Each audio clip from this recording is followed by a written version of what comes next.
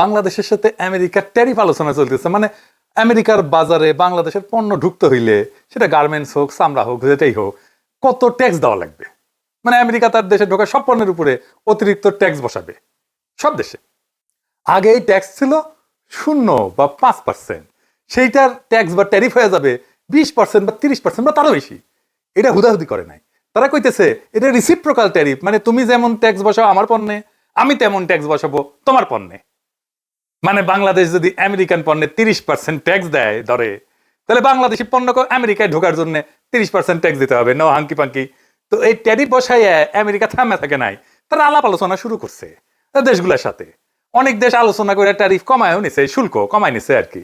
যারা কমায় নিছে তারা এমন কোন বাণিজ্য সুবিধা দিছে আমেরিকাকে যার জন্য ট্যারিফ কমাইতে পারছে। এটা একটা বার্গেনিং টুল আর কি, এটা দিয়ে বার্গেনিং করেছে আমেরিকা।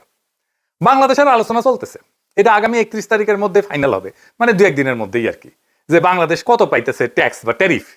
যদি বাংলাদেশ ট্যারিফ কমাইতে না পারে তাইলে হাতে হ্যারিকেন ধরতে হবে, কলে এই শুল্ক কার্যকর হবে 1 আগস্ট থেকে। তবে আমেরিকান বাণিজ্য মন্ত্রী বলছে শুল্ক কার্যকর হইলেও আলোচনা চলবে। এই শুল্ক দীর্ঘমেয়াদে আমেরিকান ইকোনমির ক্ষতি করবে, তবে স্বল্প মেয়াদে তা আমাদের ক্ষতি করবে, অবশ্যই করবে।